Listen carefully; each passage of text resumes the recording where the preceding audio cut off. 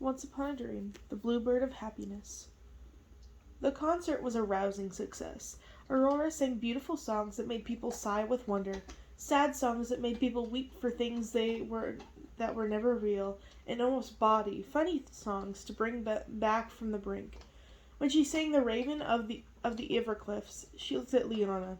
Her handmaiden's eyes remained wide and unblinking for the entire song. As a surprise encore, the little servant boy sang a simple country ballad that had everyone clapping and shouting. Aurora held him high in her arms so the crowd could see. For one evening, at least everyone was happy again. There was a bit of hope in the Thorn Castle once more, enough to get them through the next ball. Even Maleficent seemed cheered. All this strengthened Aurora's new resolve and crystallized her intentions. She came up with a plan to improve herself, to keep herself busy, like Lady Astrid, to make what was left of the world better for those around her, like Leona. The plan was this.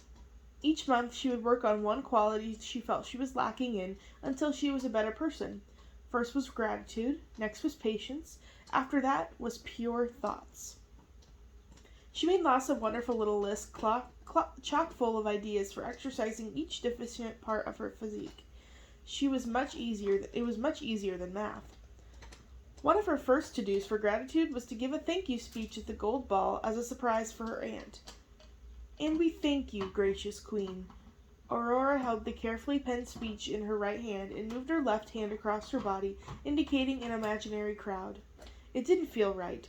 She shouldn't be gesturing at the Queen, not the audience. Or maybe if she just emphasized the we. "We thank you, gracious Queen, for our safety, our health, our well-being, our very lives. Without your foresight and kindness, we would be as dead as the world around us, as extinct as the rabbits." She faltered on that word. She tried not to think about the playing cards with the tender brown-furred things lifting its nose to the golden-haired girl, who resembled her so closely. She tried not to think about what the animal would have looked like in real life, whether it was really that friendly, if its fur was soft, if its nose twitched or stayed still. "Extinct as the rabbits," she began again, taking a breath. Of movement flickered at the edge of her vision. At the base of her desk, next to one of the long legs that ended ironically in paws, there, of course, was a rabbit. Somehow she had known that it was there before she even made herself look at it, and now that she felt her heart beating out of control, her breath catching in her throat. It looked both exactly and not at all like the picture. Its eyes were brown, large, glistening, and almost empty. It leaned forward hesitantly to sniff the leg of the desk. Putting its whiskers and silly long ears back, it turned its head to look directly at Aurora. It had no tail, only a stupidly endearing puff of white on its rear end. "You're not real," Aurora said, hopefully and doubtingly. "You're extinct." The rabbit cocked its head and turned its ears like a windmill. If she hadn't known better, she would have thought its face showed the animal equivalent of a smile. Oh, she wanted to touch it. She wanted to bend down and put her hand out, the way she did to the few baby goats and sheep that were born to the castle each year. She wanted to be the girl in the picture and have it breathe its warm, moist breath in the palm of her hand. She thought of Maleficent's words about the outside finding unexpected ways into the castle, about the implication that she was weaker than most of this respect because of her parents, because of her tainted evil blood. Aurora closed her eyes. "You're not real." When she opened them, the rabbit was gone.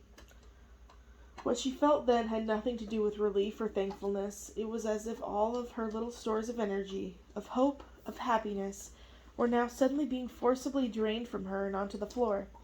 She let the speech drop in a sad flutter and lay down on her bed, too empty to do anything else.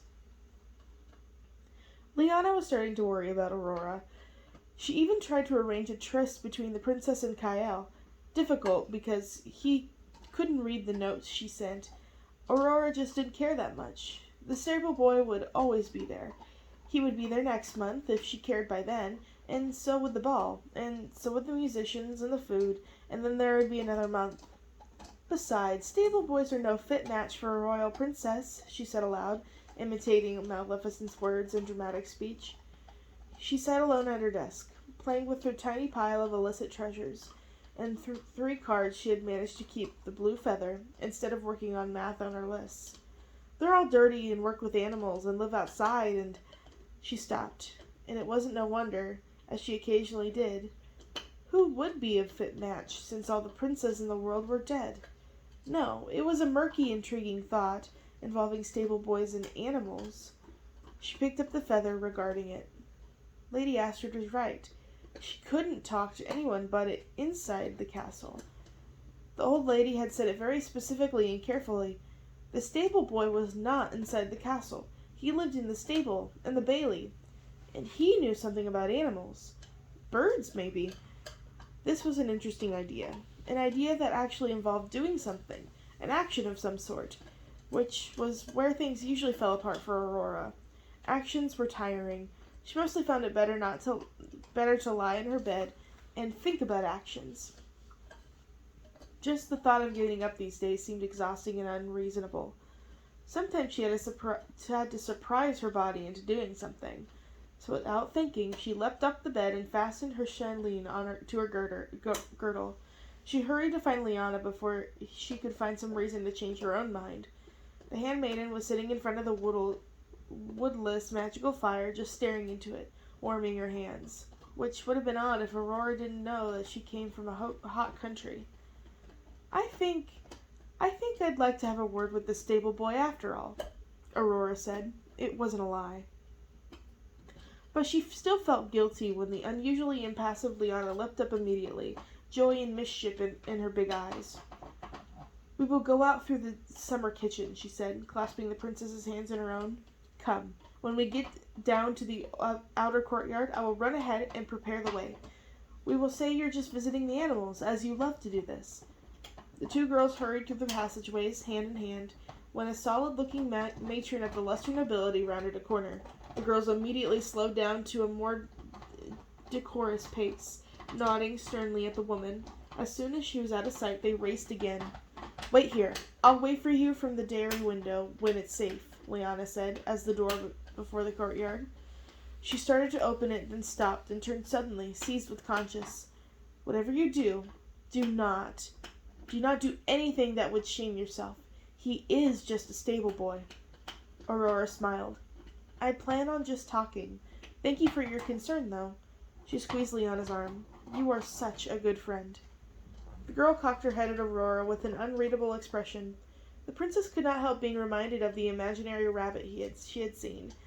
Then Liana was off through the dark greenish-black murk of the courtyard. It wasn't long before her head popped off across the way, and she waved her hand frantically, like a little child. Aurora waved back and stepped through the door. She didn't like leaving the castle. Only the prospect of petting animals could draw her out.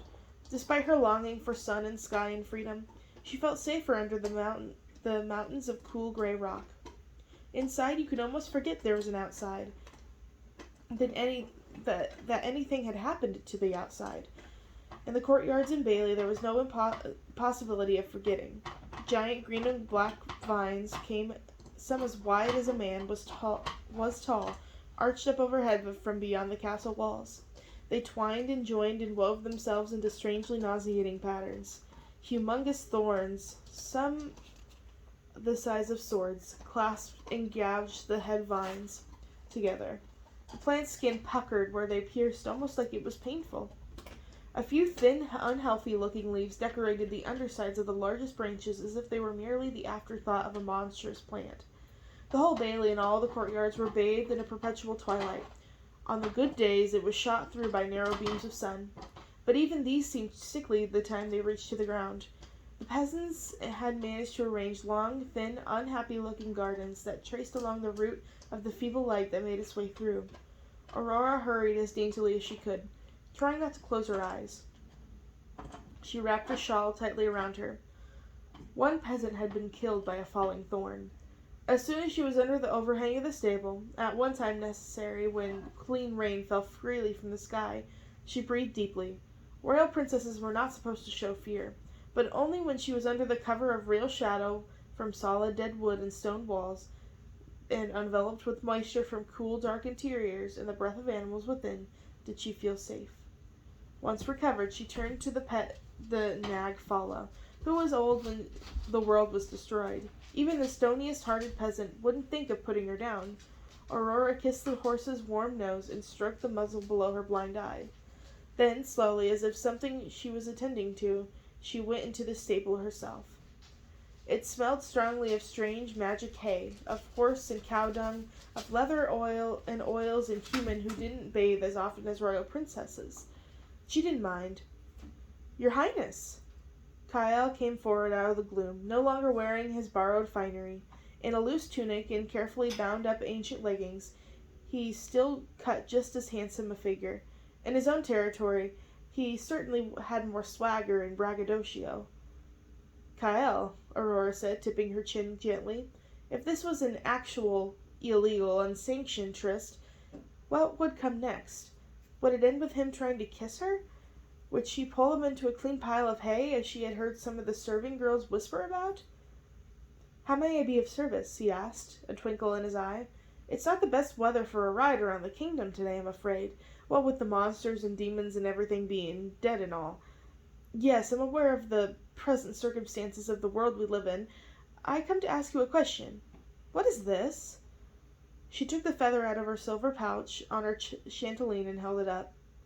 "Why, it's a feather, your Highness." Kyle started to joke. Then he stopped, suddenly peering at it harder.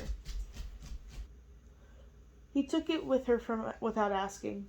Aurora saw the intrigue look in his eye. "Well, smack my flanks. It's a bluebird feather. Wherever did you get it?"